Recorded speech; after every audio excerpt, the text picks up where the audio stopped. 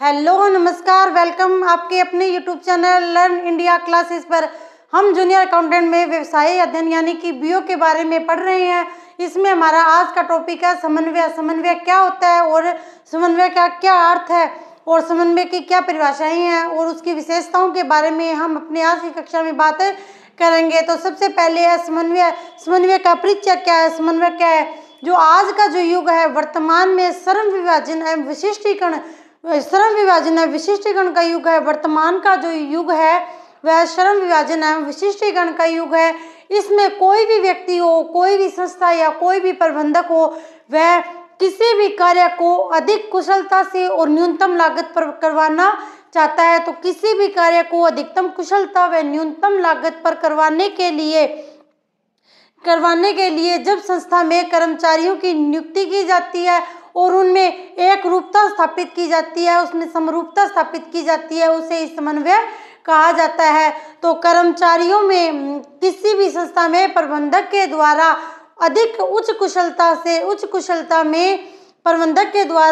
कुशलता में न्यूनतम लागत पर, यानी कि संस्था को लाभ ज़्यादा हो और लागत कम हो, तो न्यूनतम लागत पर कार्य करवाने के लिए, विभागों में कार्य करवाने के लिए जब उनमें समरूपता स्थापित की जाती है तो उसे समन्वय कहा जाता है। मान लो कोई मैथ का टीचर है तो उससे मैथ पढ़वानी, इंग्लिश का टीचर है उससे इंग्लिश पढ़वानी, और कोई हिंदी का टीचर है तो उससे हिंदी पढ़वानी। अब मान लो कोई हिंदी का टीचर है, अगर वह मैथ पढ़ा रहा है, इंग्लिश का टीचर है वह पंजाबी पढ़ा रहा है, तो इसमें लागत भी ज़्यादा आ गई, क्योंकि किसी भी व्यक्ति को अगर वो लेक्चर 50 घंटों का है तो उस लेक्चर को करने में 70-80 घंटे लग जाएंगे, क्योंकि उस खुद को ही उस सब के बारे में इतना नॉलेज है ही नहीं, तो वो दूसरे बच्चों को इससे संबंध में क्या नॉलेज दे देंगे। तो उनके संबंध में नॉलेज वो खुद प्राप्त करेंगे, जिससे कि उसमें लागत भी अधिकतम होगी और कुशलता भी कम होगी, क्योंकि जो व्यक्ति जिस चीज़ के बारे में ज़्यादा जानता है उसी व्यक्ति से उस कार्य को करवाया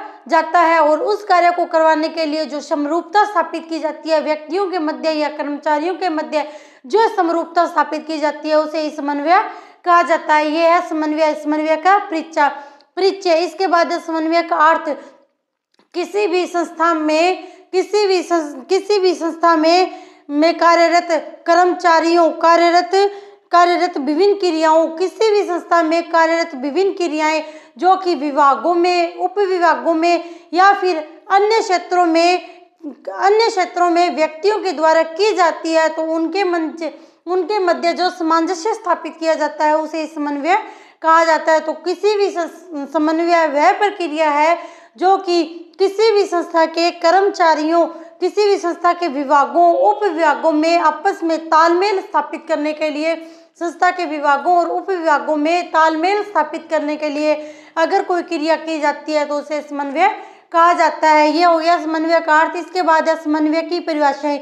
विभिन्न विद्वानों ने समन्वय के बारे में भिन्न परिभाषाएं दी है, लेकिन मुख्यतः तीन वैज्ञानिक हैं, उनकी परिभाषाओं को मुख्यतः सबसे ज्यादा महत्व दिया जाता है। सबसे पहले है हेनरी फ्योल के अनुसार एक संस्था की कार्य प्रणाली में सुगमता लाने एवं सफलता प्राप्त करने हेतु इसकी सभी क्रिया में समरूपता स्थापित करना ही समन्वय है।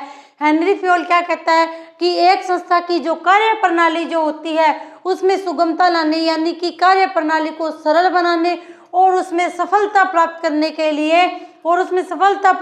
के लिए जो उसमें जो क्रियाएं की जाती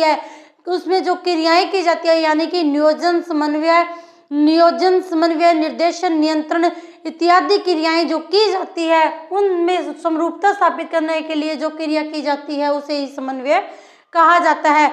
दूसरी है मैकफार्लैंड के अनुसार समन्वय एक ऐसी प्रक्रिया है जिसके द्वारा प्रबंधक अपने अधीनस्थ के समूह प्रयासों का एक क्रमबद्ध प्रतिरूप तैयार करता है। मैकफार्लैंड कहता है कि समन्वय है वह एक ऐसी प्रक्रिया है जो प्रबंध अपने अधीनस्थ, क्योंकि प्रबंधक के अंदर जो कर्मचारी वगैरह, जो विभाग जो है प्रबंधक के अंडर में जो कार्य करते हैं, उन सबको एक समूह में जोड़कर जब कोई कार्य करवाया जाता है तो उसे समन्वय कहा जाता है। तीसरी है कुंटज एवं ओडोनेल के अनुसार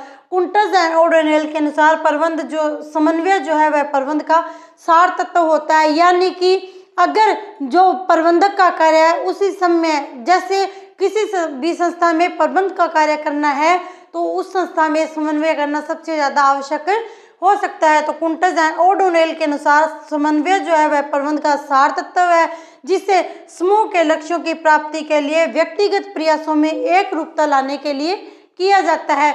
जिसे समूह के लक्ष्यों की प्राप्ति के लिए, यानी कि संस्था के अंदर जो विभाग है उसमें लक्ष्यों की प्राप्ति करने के लिए व्यक्तिगत प्रयासों में एक रूपता लाने के लिए, यानी कि सभी को इकट्ठा जोड़कर अगर कोई कार्य किया जाता है तो उसे समन्वय कहा जाता है। इन सभी के आधार पर समन्वय क्या है, समन्वय का क्या निष्कर्ष निकलता है, तो समन्वय एक ऐसी प्रक्रिया है जो कि संस्था के उद्देश्यों की पूर्ति के लिए विभागों, उप विभागों में तथा अन्य विभिन्न क्रियाओं के द्वारा जो संपन्न करके और एक रूपता स्थापित करने के लिए जो क्रिया की जाती है उसे समन्वय कहा जाता है। इसके बाद है समन्वय की विशेषताएं।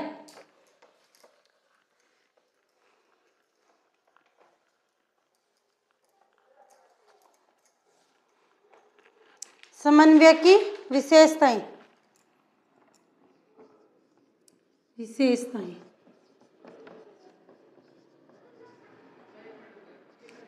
नंबर 1, समन्वय निरंतर चलने वाली प्रक्रिया है। समन्वय जो है वह निरंतर चलने वाली प्रक्रिया है, क्योंकि अगर किसी संस्था में समन्वय किया जाता है, कर्मचारियों में समरूपता स्थापित की जाती है तो वह निरंतर और वर्ष भर चलती है। ऐसे नहीं है कि कुछ समय के लिए समन्वय हो गया फिर उसके बाद उस संस्था में समन्वय नहीं किया जाएगा, क्योंकि जो समन्वय जो है वह एक निरंतर चलने वाली प्रक्रिया होती है। समन्वय जो है वह वर्ष भर उस संस्था में चलता रहता है। दूसरा है समन्वय प्रबंध का सार है। समन्वय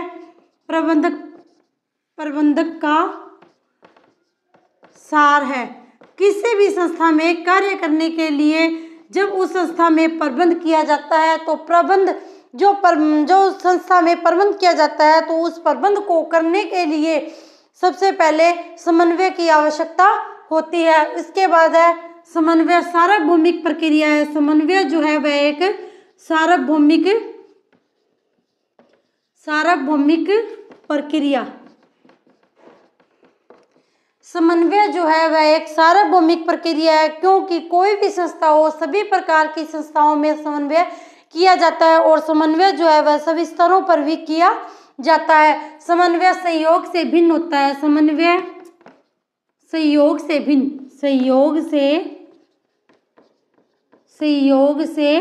भिन्न।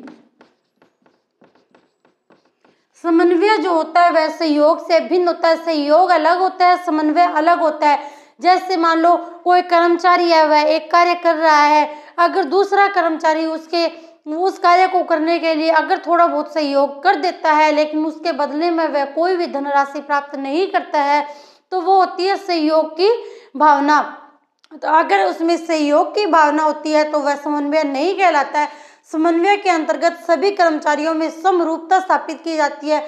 सभी कर्मचारियों को मिलजुल कर कार्य करने के लिए प्रेरित किया जाता है और उनमें एक रूपता लाने का प्रयास किया जाता है। इसके बाद है समन्वय एकता। समन्वय एकता लाने की, किसी भी संस्था में एकता लाने के लिए समन्वय किया जाता है तो समन्वय एकता लाने की प्रक्रिया है। समन्वय एकता लाने की प्रक्रिया है। समन्वय एकता लाने की प्रक्रिया किसी भी संस्था में कर्मचारियों के मध्य एकता लाने के लिए अगर कोई कार्य किया जाता है तो उसे समन्वय कहा जाता है। नेक्स्ट है समन्वय सभी स्तरों पर किया जाता है। सभी स्तरों पर किया जाता है। सभी स्तरों पर किया जाता है। समन्वय सभी स्तरों पर किया जाता है। कोई भी संस्था हो, उसमें चाहे उच्च स्तर हो, चाहे मध्य स्तर हो या निम्न स्तर हो, सभी स्तरों पर समन्वय का कार्य किया जाता है, क्योंकि प्रत्येक संस्था में प्रत्येक स्तर पर समन्वय का कार्य करना आवश्यक हो जाता है। नेक्स्ट है समन्वय जो है वह संस्था के विभागों, उप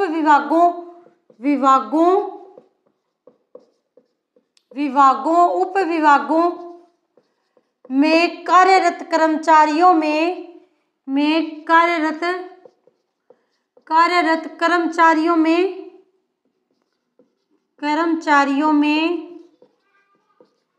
सामंजस्य स्थापित करता है।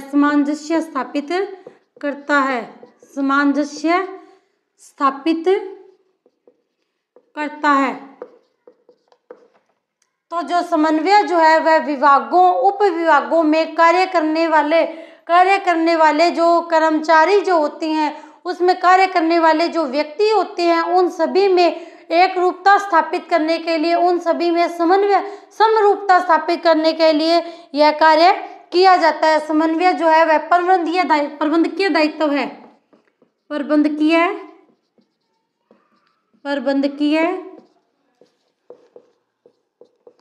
दायित्व है। समन्वय जो है वह प्रबंधकीय दायित्व होता है। इसके बाद है समन्वय नियोजन। समन्वय नियोजन के साथ शुरू होता है। समन्वय नियोजन के साथ शुरू होता है। नियोजन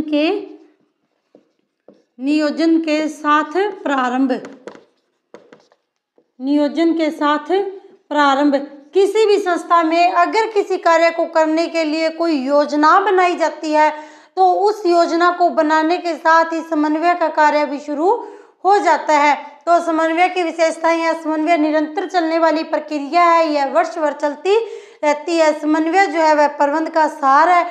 समन्वय जो है वह सार्वभौमिक प्रक्रिया है। समन्वय जो है वह सहयोग से भिन्न होती है। संस्था में एकता लाने के लिए, यानी कि एक रूपता लाने के लिए समन्वय किया जाता है। समन्वय सभी स्तरों पर किया जाता है, चाहे वह उच्च स्तर हो, निम्न स्तर हो या मध्य स्तर हो, सभी स्तरों पर समन्वय का कार्य किया जाता है। इसके बाद है विभागों, उप विभागों में कार्यरत कर्मचारियों में सामंजस्य स्थापित करने के लिए समन्वय किया जाता है। इसके बाद है जो समन्वय जो होता है वह एक प्रबंधकीय दायित्व होता है। और नेक्स्ट है नियोजन के साथ प्रारंभ। समन्वय का जो कार्य है वह नियोजन के साथ ही शुरू हो जाता है और वर्ष भर निरंतर चलता रहता है। और समन्वय का कार्य उस संस्था की समाप्ति पर ही समन्वय का कार्य समाप्त होता है। तो समन्वय की विशेषताएं यहीं पे समाप्त होती है। हम इसके बारे में हम अगली कक्षा में बात करेंगे। Okay, thanks, like, share, subscribe. जय हिंद, जय भारत।